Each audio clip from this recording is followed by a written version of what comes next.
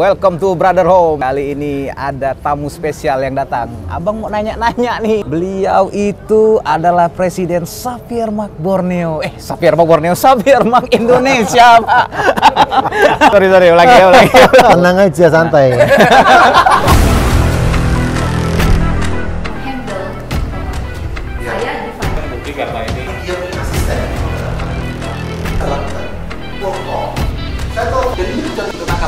Xavier Mark Borneo! Target kami di 2022 adalah merek ini akan diekspor keluar. Cakep. Mari kita kaya bersama-sama. Nah, itu jangan kaya sendiri, kayalah bersama. Ya.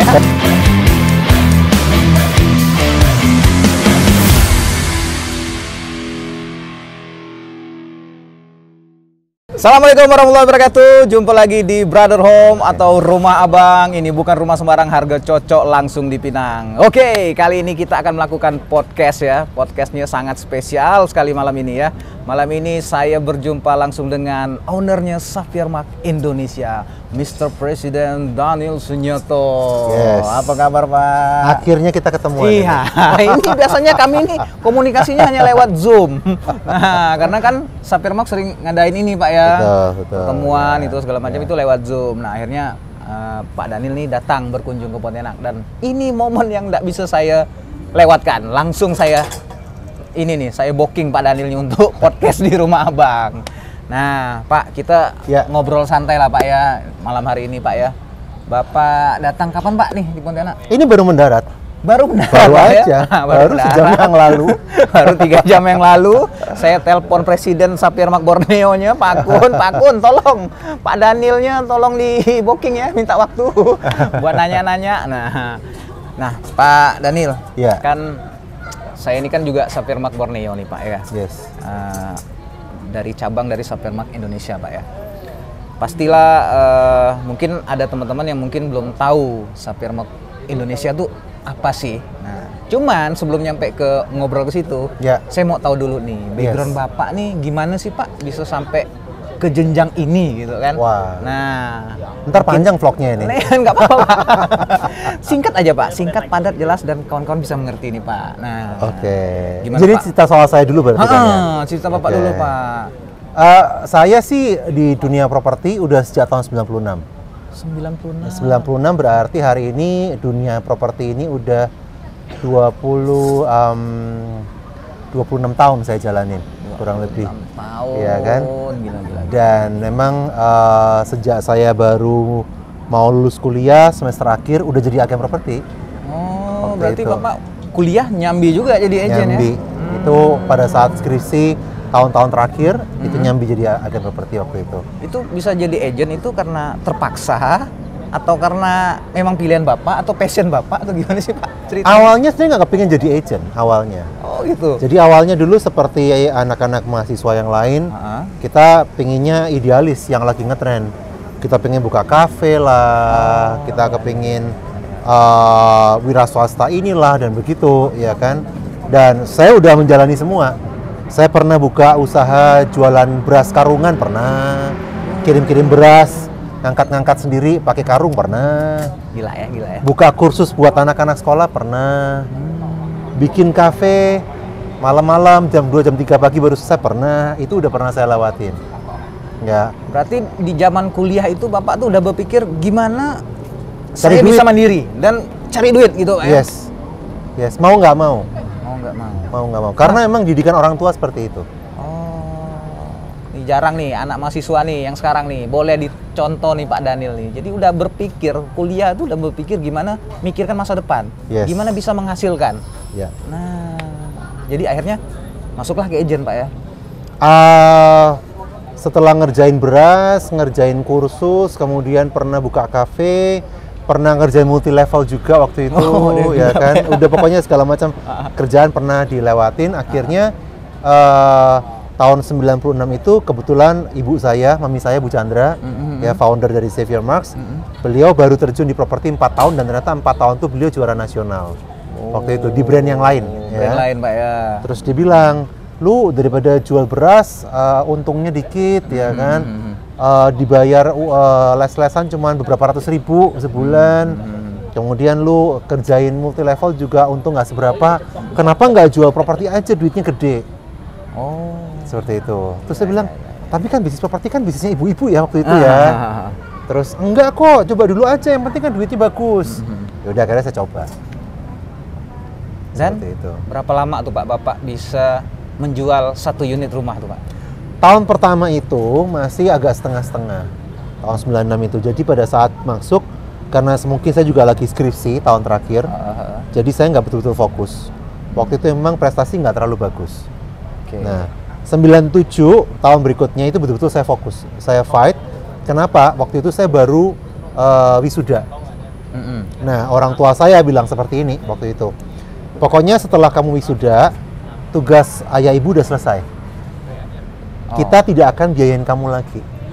Kamu tinggal di rumah kita boleh, tapi uang saku nggak ada. Jadi kalau kamu nggak bisa cari duit sendiri, ya udah berarti kamu nggak bisa beli apa-apa, hanya bisa makan tidur aja. Seperti itu. Nah, disitulah terpaksa mau nggak mau saya fight sebagai agen properti harus bisa closing. Berarti tahun 97 itu Bapak baru closing Pak ya? 96 pernah closing tapi nggak banyak. 97 itu yang luar biasa waktu itu karena betul-betul harus berusaha cari duit sendiri untuk uang saku.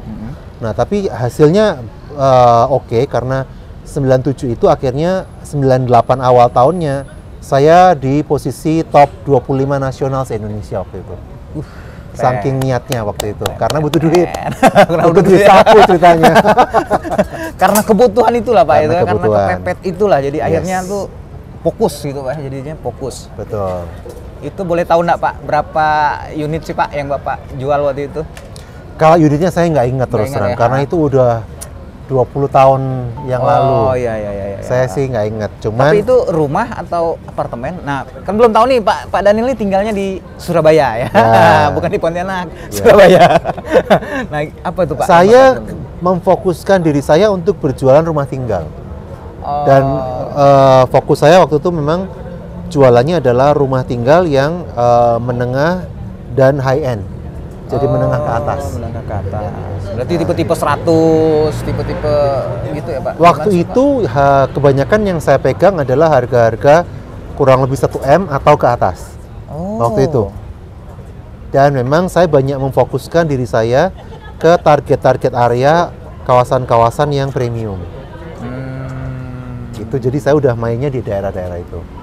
Berarti itu Pak Daniel udah memilih lah ya, memilih. Saya Saya milih. pokoknya main di daerah middle high end. Ya, Pasaran di situ saja. betul. Padahal yang ke bawah itu sebenarnya mudah Pak ya jualnya Pak. Ya, cuman waktu itu namanya orang cari duit ya. Mikirnya kan kalau bisa sekali gebuk bisa dapatnya lebih Oh banyak. iya. Ya kan, Setuju, jual setuju. 10 rumah kecil-kecil sama jual satu rumah yang miliar, puluhan miliar, udah hasilnya mungkin udah kelewat kan, iya kan. Oke. Jadi kita cari aja yang cepat kan income-nya. Dan unit termahal yang pernah Bapak jual sampai saat ini? Yang pernah saya jual termahal, saya pernah jual di 80 miliar. Itu satu kafling tanah komersial, tapi memang lokasinya di kawasan paling mahal di Surabaya. 10 miliar 80 ya. M. Saya jual 350 juta ya, belum nyampe-nyampe Pak. Berarti 80 miliar Pak ya? Pernah itu. Nah, Ya. Dan komisinya berapa persen tuh Pak? Komisi waktu itu kita dapat 2%. 2% dari Jadi 80 komisi miliar? kita dapat 1,6 miliar, ya kurang lebih berarti agent dapat 800 juta. Lumayan uang saku segitu kan? Itu bukan lumayan Pak. Dapat rumah baru saya.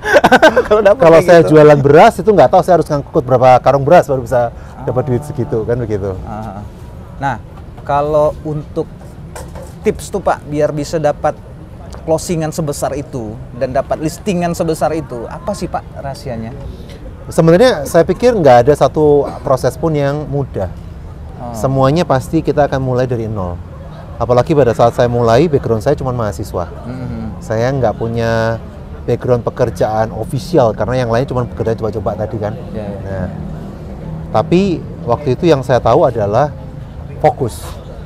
Kebanyakan kalau orang di sini, menurut saya mereka terlalu banyak nyambi ya. Iya. Memang ini bisnis ini adalah bisnis yang freelance, tapi kadang-kadang kita menyalahartikan itu dengan akhirnya kita nggak punya motivasi. Nah, saya bersyukurnya waktu itu karena orang tua saya tegas, lu nggak bisa closing, lu nggak dapat duit. Ya udah, saya di posisi di mana saya harus fight untuk bisa dapat duit sendiri. Nah, di posisi itulah akhirnya saya mau nggak mau kerja dari pagi sampai malam untuk ketemu klien, serving klien. Jadilah saya fokus karena tidak ada alternatif sumber pendapatan yang lain. Jadi intinya fokus, teman-teman. Yes. Nah, kadang kan kalau saya lah Pak ya, contoh Yeah. saya nih kan, saya ada nyambi-nyambi yang lain Yeah. gitu kan. Jadi properti ini saya pikir, aduh kok susah sih saya jual rumah yang tipe 36 aja kok susah nyari pembelinya ini, gimana gitu kan. Jadi akhirnya agak galau gitu Pak. Akhirnya udahlah nanti aja lah, ini saya kerjain yang lain dulu yang pasti-pasti. Ternyata kuncinya fokus aja dulu Pak ya, pasti akan menghasilkan Pak ya. Ya. Oke. Fokus berarti bangun pagi, jam 9 kita udah di kantor. Oke. Yang kita lakukan waktu itu saya mentarget diri saya harus bisa making call semua relasi itu paling nggak 10 per hari. Itu saya lakukan antara jam 9 sampai dengan jam 12 siang. Apakah mereka nggak merasa terganggu Pak ya? Kalau Saya hanya telepon, mikir, saya hanya nyapa. Halo, gimana? Mungkin teman lama, teman ex kuliah. Karena apa? Saya lebih memilih bergerak di orang-orang yang saya kenal karena biasanya orang-orang yang kenal sama saya, mereka cenderung nggak menolak. Kalau ditelepon kan kenal, ya kan? Iya. Gimana? Terus ngobrol-ngobrol, kemudian saya bilang, saya sekarang di properti loh, saya di sini. Kalau ada teman atau om, tante yang lagi butuh properti, tolong dong kenalin atau bisa arahkan ke saya. Nah dari situ bisa mereka ngomong, kebetulan nih papi saya lagi cari rumah. Atau om saya lagi mau jual pabrik. Nah dari situlah saya mendapatkan order pertama. Jadi saya kejar waktu itu adalah dengan target saya adalah 10 orang per hari yang saya telepon.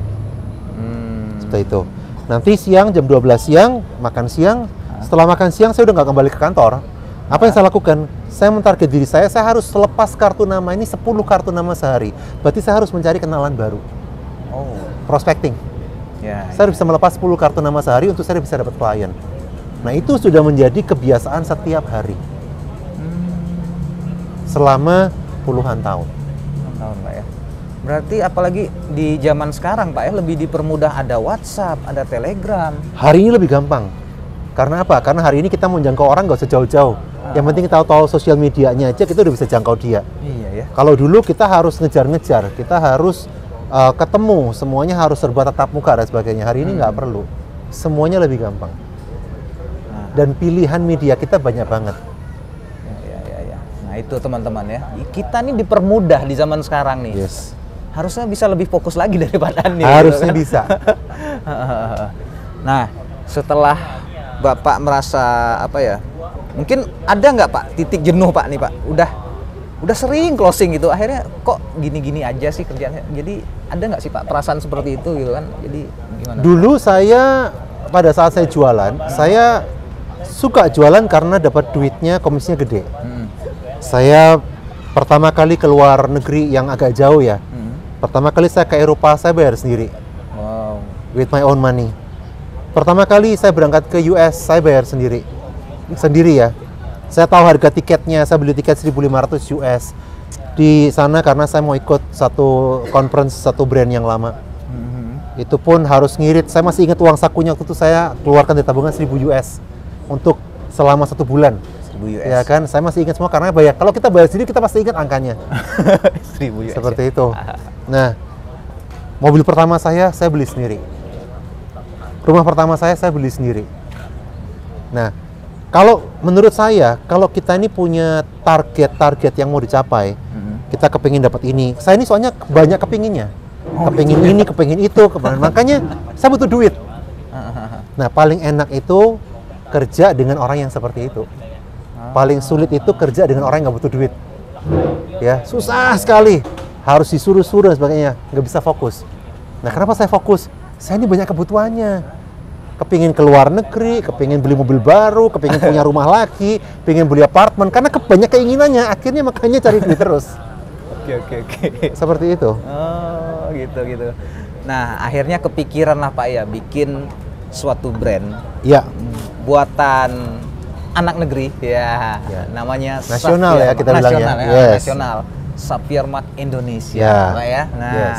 Itu gimana sih Pak ceritanya sampai kepikiran gitu kan sampai bikin kayak gitu. Padahal apa sih agen-agen atau properti apa sih namanya Pak kalau kantor seperti itu namanya? Ya karena agen properti yang seperti yang profesional cukup banyak kan mereknya ya kan. Kenapa kok harus bikin buka Xavier baru, Marks kan ya. kan lebih susah jadi bikin manajemennya, bikin nyari orang baru lagi. Nah kenapa sih Pak jadi memilih seperti itu gitu? Dulu pada saat saya jadi agen properti, saya suka dengan duitnya. Saya suka komisinya, saya bisa dapat puluhan, ratusan juta sebulan, ya kan? Tapi saya pikir begini, komisi ini habisnya hanya beberapa hari, atau mungkin sebulan udah habis. Nah, betul ya? Sebulannya habis ya? Karena saya punya banyak keinginan tadi. Ini komisi saya dapat karena saya kerja tiap hari. Bagaimana kalau nanti suatu saat, di saat usia saya sudah nggak muda, apakah saya tetap bisa seperti ini? Ya, kekuatannya, tenaganya, mungkin saya udah mungkin nggak sehat waktu muda, mungkin saya juga sudah nggak bisa punya banyak waktu seperti waktu saya muda. Apakah income saya harus berkurang? Nah, benar. Disitulah kemudian saya mendesain sistem ini adalah saya mendesain sistem partnership. Waktu itu, saya mulai membangun tim, ya, mulai dari 1, 2, 3, saya membangun leaders baru. Saya membuat semacam sistem struktur untuk leadership dan sebagainya yang kami terapkan tentu di kantor-kantor saya. Tahun 2000 saya jadi pemilik kantor pertama kali. Saya buka kantor properti saya tahun 2000 awal. 2000 awal ya Pak ya. Kemudian dari satu kantor menjadi 2, 3, 4, 5, 6 sampai akhirnya saya punya 7 kantor waktu itu. Saya bangun prinsip partnership ini. Nah, prinsip inilah, sistem inilah yang pada akhirnya diterapkan di brand kami sekarang di Xavier Marks. Tujuannya satu, saya ingin sekali bahwa setiap orang yang join di Xavier Marks, mereka itu nggak cuman end up-nya jadi agent, karena agent tuh terimanya duit sekarang, habisnya juga cepat. Iya, benar Pak. Tapi kalau bisa selama-lamanya ada passive income. Kalau kita udah punya timnya gede, kita udah punya kantor sendiri dan sebagainya, ya kan? Kadang-kadang saya nggak jualan pun, kayak hari ini saya udah 3 tahun saya nggak jualan, ya kan? Tapi saya punya income yang cukup besar. Dari mana? Tim saya udah make money. Ya benar. Ya, tim saya udah make money. Saya masih ingat tahun 2006 waktu saya menikah. Waktu itu saya masih umur 30-an, 31 tahun. Tapi saya tiap bulan udah menikmati passive income udah puluhan juta. Seperti itu. Kenapa? Karena saya sudah merintis, membangun tim dan sebagainya, ini sudah 6-7 tahun saya lakukan. Akhirnya terbentuklah. Inilah filosofi dari Xavier Marks. Kalau boleh tahu apa sih Pak arti Xavier Marks itu Pak? Xavier itu artinya di dalam bahasa Latin adalah menempati rumah yang baru, a new home. Itu mengandung visi kami ingin menjadi sebuah rumah yang terbaik buat para agen properti di Indonesia. Kalau Marks artinya adalah tanda atau ciri khas. Di mana saya tidak membatasi kita semua harus semuanya seragam.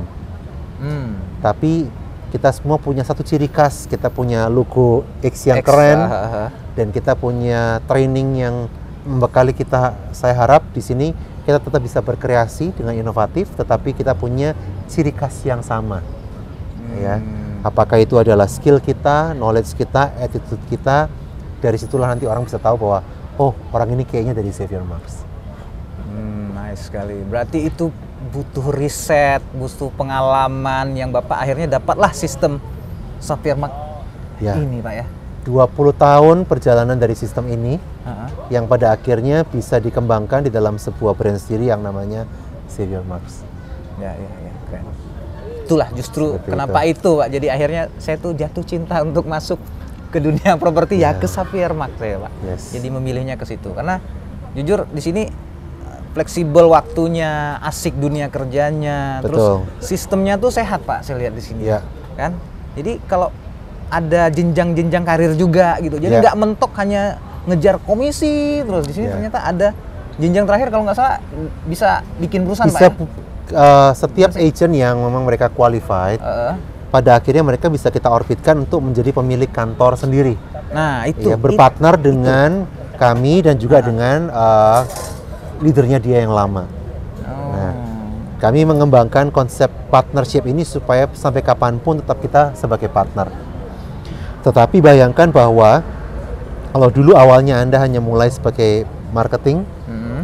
suatu saat nanti Anda bisa punya perusahaan sendiri, nama Anda ada di sana.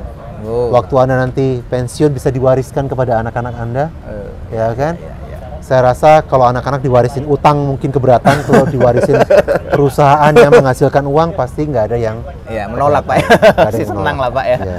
Oh, jadi seperti itu. Nah, itu yang bikin saya mikir, ya sampai kapan sih umur saya udah sekian gitu kan, sampai kapan saya mampu nggak sih kerja lagi seperti ini. Nah, karena inilah Sapir Max ada nawarin kayak gini, Yes. kayaknya bagus ini sistemnya. Betul. Kenapa enggak kita jalani gitu kan. Nah, sekarang udah berapa sih Pak cabangnya di Indonesia? Kantor cabang kita sampai dengan bulan Oktober kemarin adalah 53 53 kantor cabang. teman-teman. Di 12 kota. 12 Ya. kota. Tapi nanti 3 hari lagi kita akan buka kantor ke-54. Di mana di Pak? Citra Raya, Tangerang. Tangerang. Tapi nggak menutup kemungkinan kan Pak di provinsi lain itu bisa.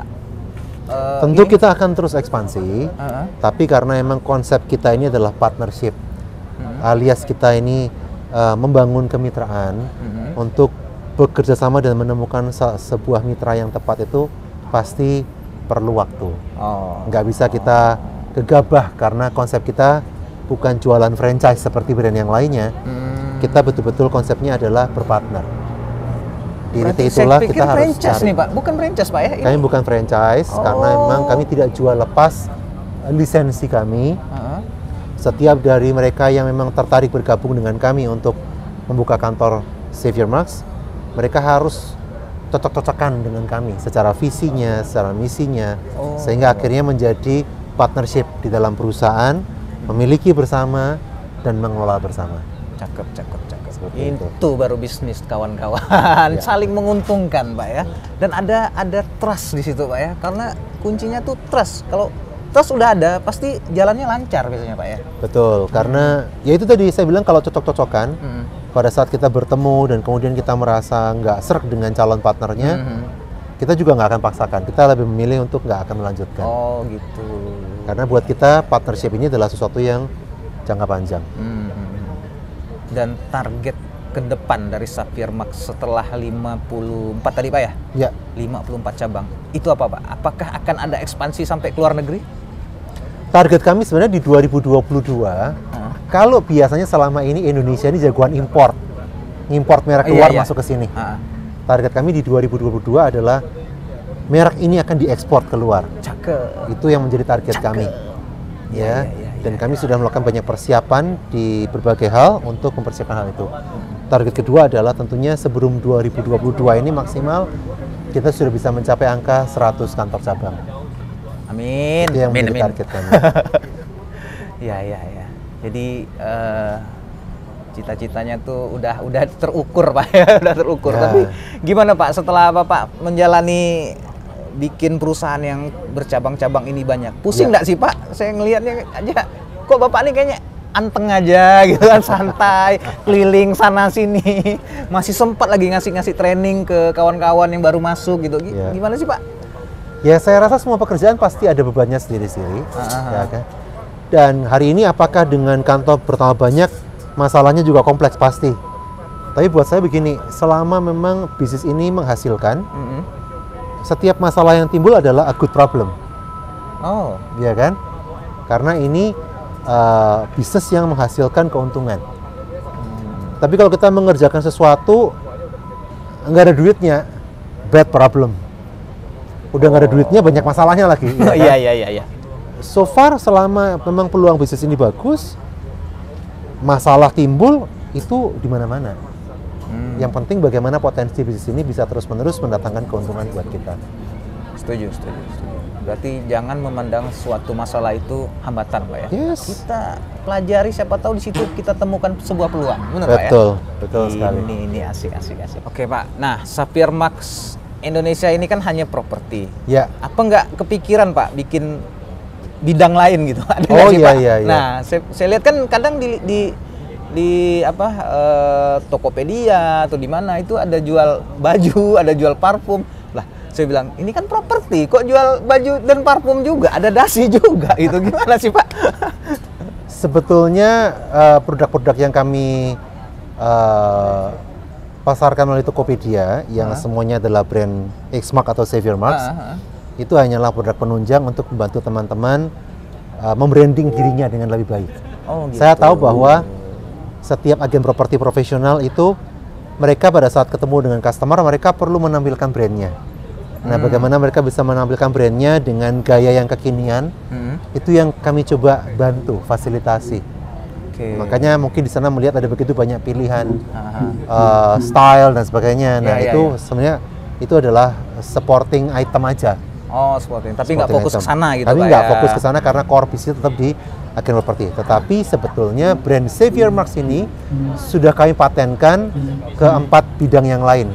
Fashion memang sudah saya patenkan. Saya sudah patenkan ini untuk F&B. F&B apa itu, Pak? Food and beverage. Saya sudah patenkan brand ini juga untuk hospitality service. Itu adalah area perhotelan dan sebagainya. Saya sudah patenkan juga brand ini untuk property developer. Gila. Jadi Sampai kami udah mempersiapkan merek ini untuk pengembangan ke cabang-cabang yang tadi. Waduh, bisa sampai kepikiran kayak gitu. Berarti nih Pak Daniel ini visi misinya tuh, aduh, kagum lah namanya. Wajar beliau nih jadi presiden ya di Xavier Marks Indonesia. Jadi punya misi, visi yang besar sekali. Nah, sampai kapan sih Pak di Pontianak nih Pak? Saya 3 hari lagi pulang. 3 hari pulang? Ya, saya kesini emang sebenarnya kota ini adalah satu kota yang membuat saya sangat nyaman. Kenapa Pak? Ya, saya punya keluarga di sini. Ada teman-teman Xavier Borneo yang jujur Anda salah satu kebanggaan kami karena growth-nya luar biasa cepat. Iya, Masa sih Pak?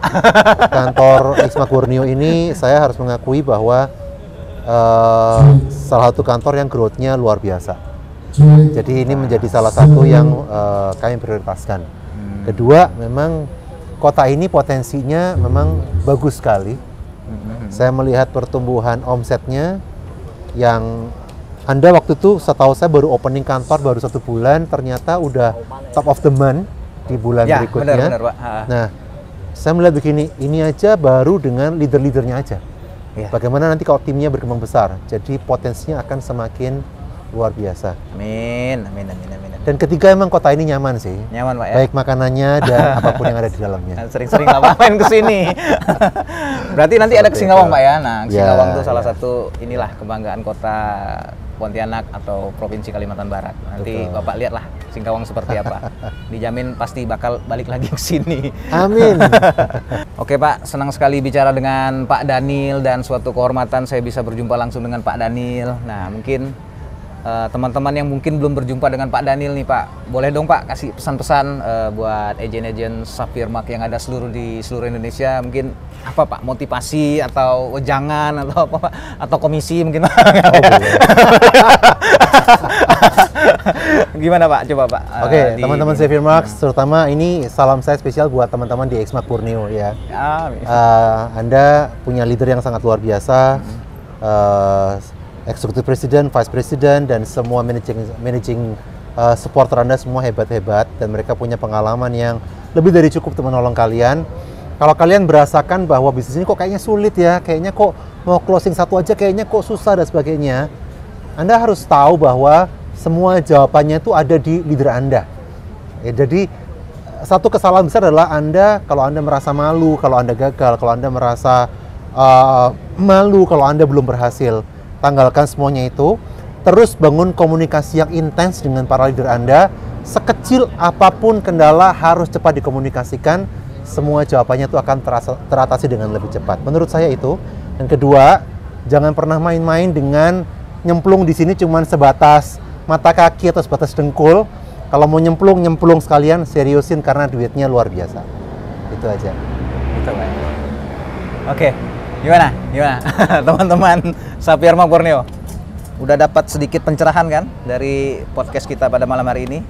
Ya, semoga tadi ujangan Pak Daniel tuh bisa kita aplikasikan, bisa kita praktekkan, dan teman-teman. Mari kita kaya bersama-sama. Nah, itu jangan kaya sendiri, kayalah bersama. Kaya bersama. Boleh karya sendiri aja. Oke, sekian dulu podcast kita pada malam hari ini. Sampai jumpa di video-video selanjutnya. Pak Daniel minta tolong tagline kita, Rumah Abang. Rumah Abang ini. Bukan rumah sembarang, kalau harga cocok langsung di Pinang. Pinang. Mari karya bersama itu. Yes.